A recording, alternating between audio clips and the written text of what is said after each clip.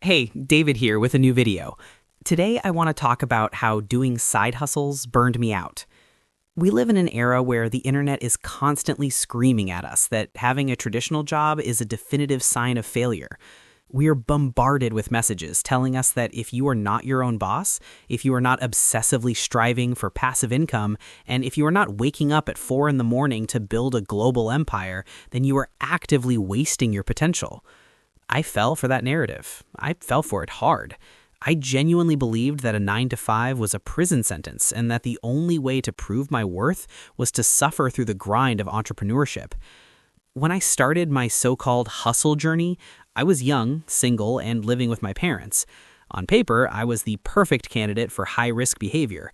I absolutely despised my day job. I felt trapped in a monotonous cycle that seemed to have no end. Every single morning, the alarm would go off, and a physical wave of dread would wash over me. I had to commute 2 hours every single day. That is 1 hour there and 1 hour back. 10 hours a week lost in traffic, just to sit in a gray cubicle where I did not want to be. It was time-consuming, physically tiring, and frankly, the paycheck was insulting considering the mental effort I was putting in. My boss was difficult, to put it mildly, and the customers were demanding, often treating us like we were not even human beings. I could spend the next 20 minutes listing every single reason why I hated that job, but I think you get the picture. I was miserable. But looking back with a clearer mind, the problem wasn't just the job itself, it was how I reacted to it and the trap I built for myself in a desperate attempt to escape. The trap of hard work. One of the biggest mistakes I made early on was fundamentally misunderstanding the concept of hard work. I grew up admiring my father, a man from a generation who believed in giving everything you have to your employer. He believed that loyalty was a currency that would buy you security. So I tried to emulate him. I gave 110%. I showed up early, I stayed late, and I volunteered for responsibilities that were nowhere near my job description. I wanted to prove I was a grinder. I wanted to be indispensable. But the modern workforce is not the same as it was in my father's generation. Giving 110% didn't result in a promotion or a significant raise. It resulted in severe burnout. It drained me much faster than I ever expected. And then I made a critical financial error that sealed my fate. Instead of quitting that toxic job and taking the time to find a position that offered better balance, I anchored myself down. I bought a house. Suddenly, I wasn't just working because I was supposed to, I was working because I had a mortgage hanging over my head. I had locked myself into the very system I was desperate to escape. The stakes were no longer just about my happiness, they were about my survival. That is exactly when I turned to the internet for salvation. The illusion of easy money. I discovered the glittering world of online business. It felt like I had stumbled upon a secret society that the rest of the world was ignoring. I watched YouTube gurus who made it sound incredibly simple. They claimed all you had to do was upload some digital designs to the internet and the money would just roll in while you slept. It sounded like magic. It sounded like the answer to every prayer I had ever whispered while sitting in traffic. So I tried it. I spent hours upon hours of my spare time I should have spent resting, sleeping, or recovering from my day job, creating designs and uploading them to microstock websites. I was expecting a flood of royalties. I was checking my dashboard every hour, waiting for the numbers to climb. What I got was a brutal reality check. After months of effort, I realized the maximum I earned was about 20 cents per sale. My grand total at the end of a month was often $2. $2 for dozens of hours of work. I thought, maybe I just need to try a different vehicle. Maybe the stock market isn't for me. So I shifted to print on demand. I poured my energy into creating t-shirts and mugs, convinced this was the ticket to freedom. But after months of grinding, the market remained silent. Nobody cared about my designs. Nobody was buying. The frustration began to mount. I felt more trapped than ever. The more I failed, the more content I consumed. I would sit there for hours watching videos of charismatic guys in rented mansions telling me how easy it was to make $300, $500, or even $1,000 a day. Little did I know, I was the product.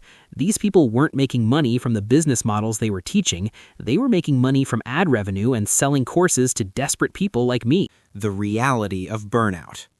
I was young, naive, and completely desperate.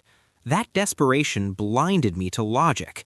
Emotionally and mentally, I was drained. I was running on fumes, but I kept pushing because I had this arbitrary goal in my head. I told myself if I could just make an extra $500 or $1,000 a month, just enough to cover the mortgage, I would be free. But it never happened. That is when the dark realization hit me. Most people never make it. The hustle culture industry is fueled by survivorship bias. We see the one person who succeeded, but we don't see the thousands of graveyards of failed dropshipping stores and abandoned YouTube channels. It was soul-crushing. Hustle culture romanticizes suffering. It tells you that being exhausted, anxious, and broke is a badge of honor. But it is not a badge of honor. It is a warning sign. Financial stress kills creativity. It is incredibly hard to build something meaningful when your brain is stuck in survival mode. I was trying to create a business while fearing for my financial future, and that anxiety seeped into everything I made. I burned out multiple times. I hit the wall, collapsed, and then got up and did it again because I was too stubborn to quit. But eventually, I had to face the truth. Being busy is not the same as being productive, and suffering is not a requirement for success. The value equation. If you are unhappy at your job, the solution isn't necessarily to start a high-risk business. Sometimes the first step is simply to find a job you actually like. You need to stabilize your mental health before you try to conquer the world. I learned a harsh lesson about economics during this time. You will never get rich by doing online surveys or downloading free money apps. Money is a medium of exchange for value. If you are doing something that requires zero skill, zero risk, and zero effort, you will be paid zero money. The less value you add, the less you earn. It is that simple. If you actually want to get wealthy, the path is usually boring and slow. You find a high-paying job, you live below your means, and you invest the difference. Or you build a legitimate business, not a copy-paste scheme, but a real business that solves real problems, and you spend a decade growing it. You don't need to be the next Mark Zuckerberg. Maybe you build a small software tool or a niche service business, but you cannot rush it. Consistency beats intensity every single time. Slow, boring progress over years beats burnout-driven sprints that end in quitting. If you think you can do it in 3 months, you have already failed. Finding peace in stability. After failing at all my side hustles, microstock, print-on-demand, affiliate marketing, and others, I stopped. I took a step back and realized I didn't need a Lamborghini. I didn't need a mansion. I just needed a job that didn't make me want to scream. So I found a solid, boring job that I actually enjoy. And suddenly, the weight of the world lifted off my shoulders. The pressure was gone.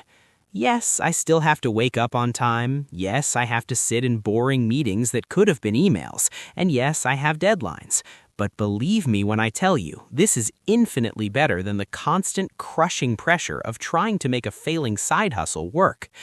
A stable job gives you leverage. When your bills are covered, you can say no to bad opportunities and bad advice. Peace of mind has real economic value. Lower stress leads to better health, better focus, and better long-term outcomes. Most of the trendy business models you see online, dropshipping, automation, crypto trading, are not going to work for 90% of us. Even if you make a sale, it is often just side income. It might buy you a few coffees or a new pair of shoes, but it is inconsistent.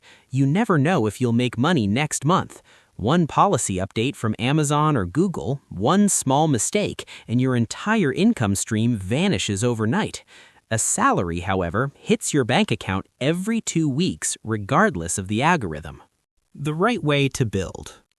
Now, I am not saying you should never try to build something of your own, but I am saying you should change your approach. The gurus sell you on the product, but they ignore the most critical factor, traffic. Let me give you an analogy that changed my perspective completely. Imagine you are the best baker in the world. You have spent years perfecting a recipe for the most delicious sourdough bread in existence. But you decide to open your bakery in a dead-end alleyway where nobody ever walks. It doesn't matter how good your bread is, your business will fail because nobody knows you exist. Now, imagine a guy selling mediocre, lukewarm hot dogs, but he sets up his stand inside a sold-out football stadium during halftime. He will make a fortune. He will sell out instantly. Why? Not because his product is better, but because he has the traffic.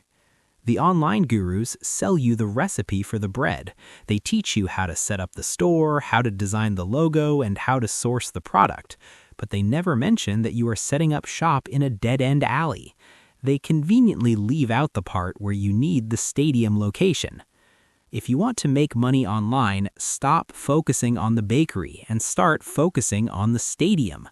Marketing is the single most important skill you can learn. Before you try to sell a t-shirt or a digital course, you need to figure out how to get attention. Build a YouTube channel, grow an Instagram page, or start a blog. You have to find a way to get the right traffic in front of your offer. You might think you can skip this by paying for ads, but I tried that too. I wasted a significant amount of money running Facebook ads with zero return on investment because I didn't know what I was doing. Of course, if you think you can try doing ads, be my guest. Try it. You never know. Maybe you are a marketing genius and your ads take off. Paid ads are the fastest way to sell your products or reach an audience, but just be prepared to waste a lot of money before you see any success. All I'm saying is be very careful about who you listen to. The gurus are not telling you the truth. They mix it with lies and oversimplifications. Their goal is to funnel you into a sale. Ask yourself, why is this person sharing their secret money-making technique? If it was really that profitable, wouldn't they just keep doing it themselves? The answer is usually that the teaching is more profitable than the doing. Conclusion. As for me, I have made my choice. I'm staying with my safe job. There is no shame in choosing a boring life. Boring often means stable, predictable, and quietly successful. I will slowly try to build something on the side, but without the desperation. Side hustles work better when they are optional. When the pressure is gone, the creativity returns.